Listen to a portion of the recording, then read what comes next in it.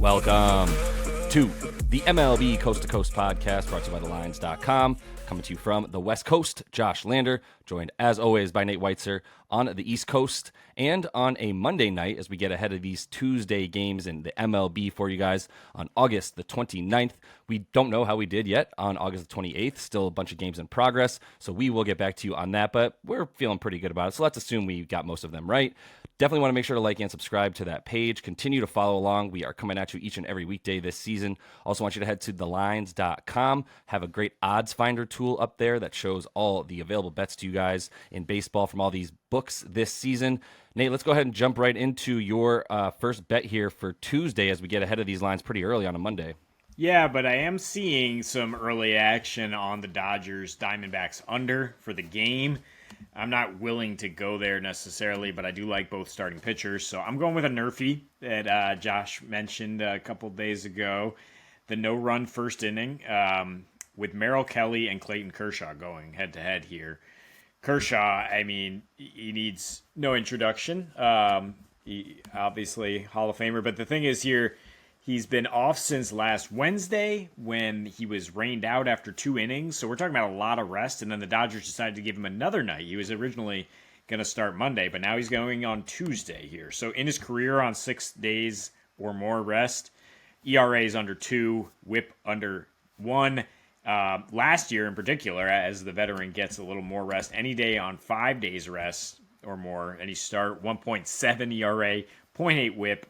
And in general, in his career, guys hit under 200 the first time through the order against Kershaw. It is hard to get used to his arm angle, his delivery.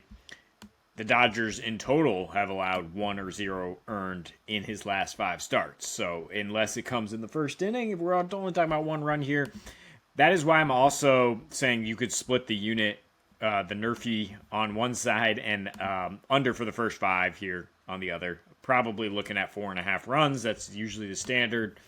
Depends on the juice you might get here, but I don't think Arizona's going to be hitting Kershaw. They're 21st against lefties in any offensive metric you want this season, and they're hitting 228 against lefties since the break.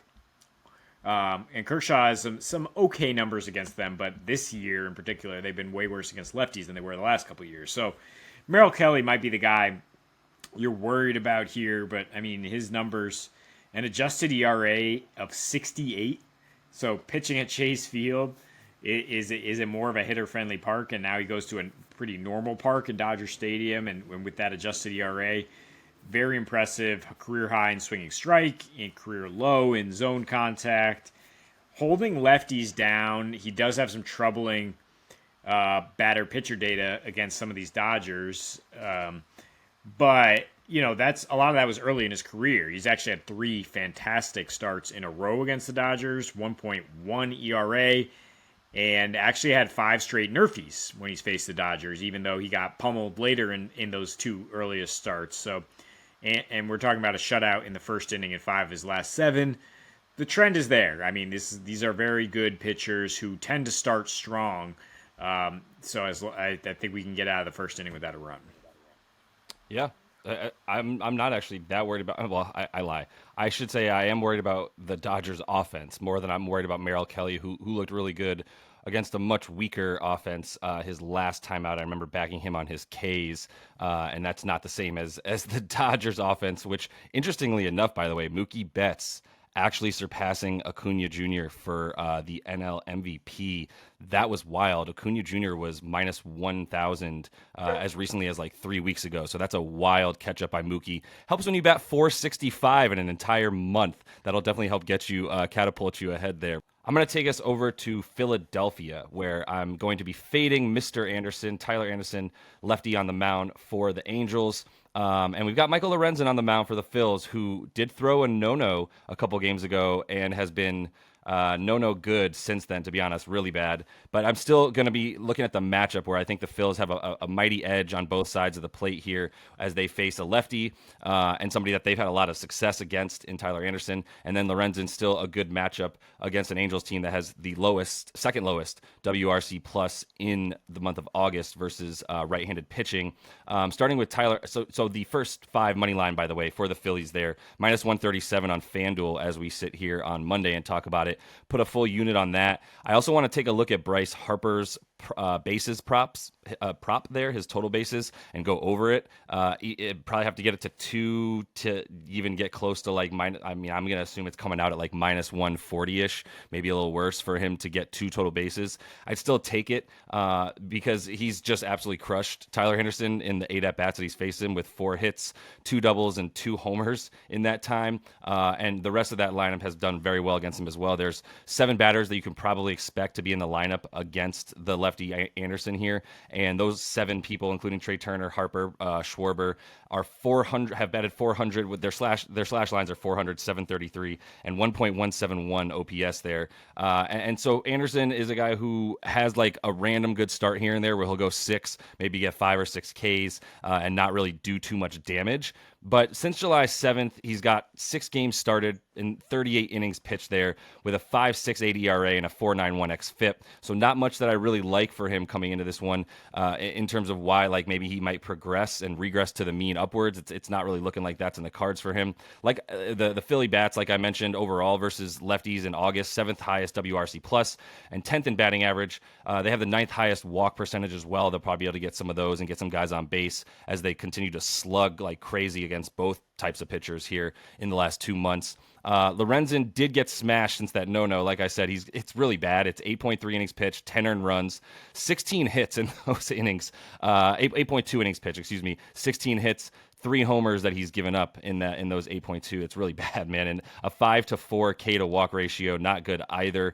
But he did progress. Like that first outing after the no was a little bit sort of telling, almost like he realized he got away with like a kind of weird, ugly no hitter, and then came out and was absolutely awful. Had 1 strikeout, couldn't even get anybody out in that one, and then came out in the next one, had 4 Ks, but he still gave up the 4 earned runs and just looked really bad.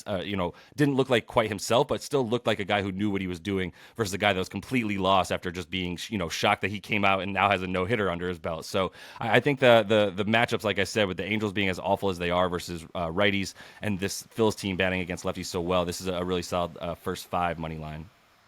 Yeah, or just the Phillies for the game as well. I mean, what are the Angels playing for? Still no Trout. No reason to bring him back. Ohtani dealing with the UCL injury. That's obviously the biggest thing for Lorenzen to deal with in that lineup. I think he can bounce back after 2 bad starts and pitch plenty well, and the Phillies could just absolutely light Tyler Anderson up. Speaking of which, do like the Rangers here to bounce back. I think they're 1-7 as we enter Monday night here and have relinquished first place. But I'm taking Not Rangers. To mention, sorry to interrupt, but down 2-0 to my Mets right now as well. Okay, so the series opener not going well, but tomorrow they get Jose Quintana, who is a not very, not a guy that you're going to have a lot of trouble hitting.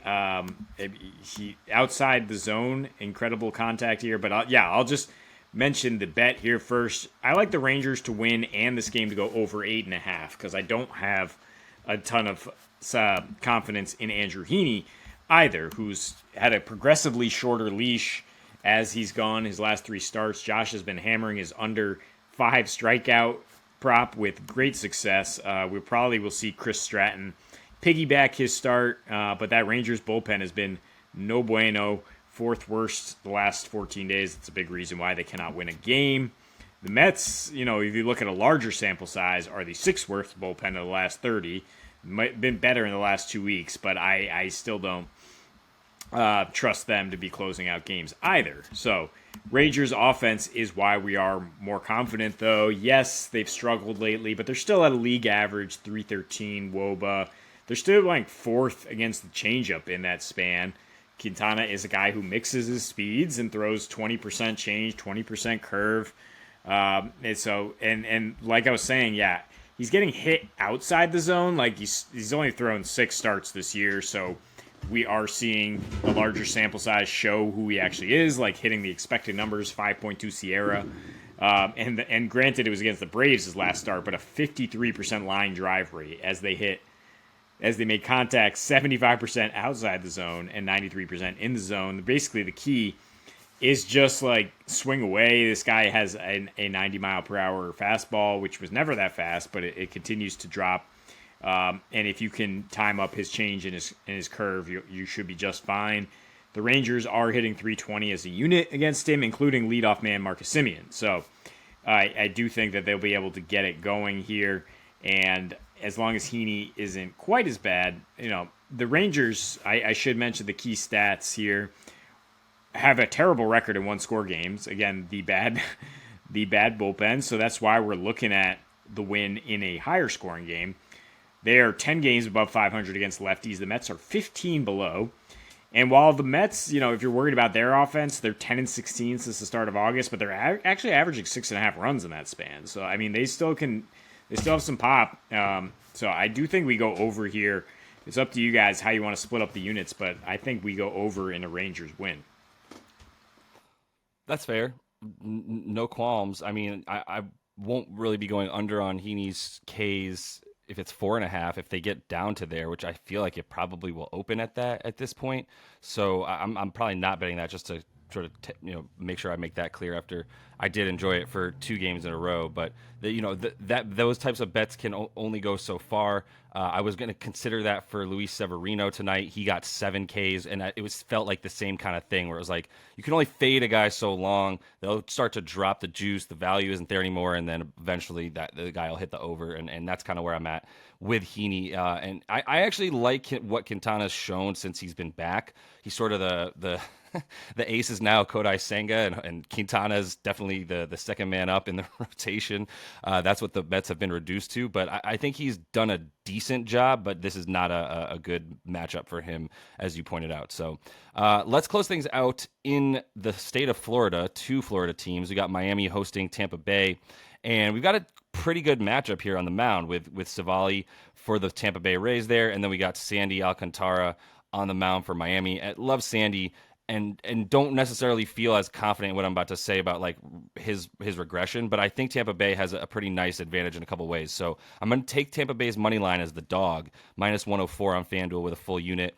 I believe the Marlins are about -112 on the money line themselves. So they're like I said, we're going with the dog here, but Savali, I think the value that you can find on him is combined with is a combination of Miami does not hit righties. Savali's been really good on the road, and he just hasn't really been good when playing in Tampa Bay since he's come there. That's been the stark difference. It also helps that the teams he's played on the road are the Giants and the Tigers, as well as the White Sox. So I do want to be clear, I'm aware of that. However, the Giants have been putting up runs a little bit more. They're now on one of their streaks. They're just a total wave, and the waveform right now for them is on the peak. And so I think that the fact that he got them out in the last week or so the way he did is a pretty good sign. 5 hits in 6 innings for him in that one with 5 Ks and just 1 walk, no earned runs given up. And if you look at his last 3 on the road, 2-1 with just a 1.62 ERA, 13 K to walk ratio, 2 shutouts. Like I said, there is a little bit of the who are you playing, but he also played Colorado at home and gave up 3 earned runs. So I'll take a San Francisco and give you a Colorado when it comes to these matchups still being relevant here in terms of when he's at home versus not. I think it's a relevant split here. The Miami bats against righties in August, bottom 10 in WRC plus. They don't strike out very much against lefties or righties, but they don't really walk much either. So it's not like they really help themselves getting around the bases just by making contact. Savali's still been on the road, giving up an average EV of about 86 miles an hour, which is still good to be good enough to get it done here in the Miami ballpark. So when you look at Sandy, he regressed for Sandy. Okay, so let's be clear. We're still talking about like a top 10 pitcher in the league when he's on, since he's kind of surged a bit in the second half of the season. Last 7 starts though, over 5. That's about the past 5 weeks or so. 3 or more earned runs, and in 4 of 7 games.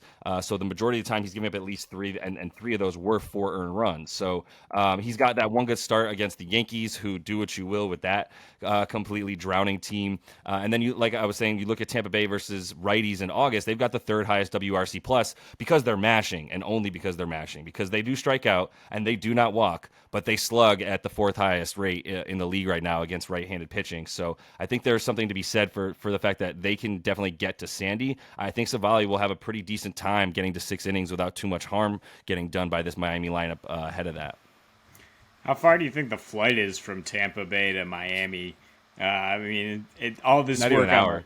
on the home road splits. Yeah, I mean, mostly just landing. But yeah, they are kind of similar.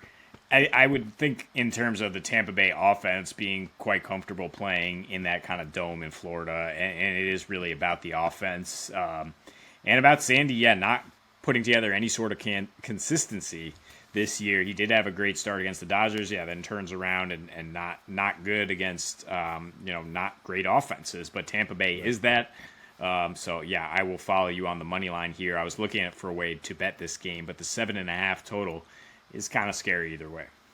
Yeah, it kind of doesn't leave too much wiggle room, but I think the dog is a decent bet, even if it's just a slight dog here with like 10 cents better on their money line than Miami's with, a much better offense. And at this point, to me, like decently close pitchers from what you would expect their output to be in this one. Pretty similar Sierra's projected for this one. So that is all the time we have for you guys today. Make sure to continue following along, like and subscribe to that page. We're coming back to you for the rest of this week as well. So until we see you next, happy betting.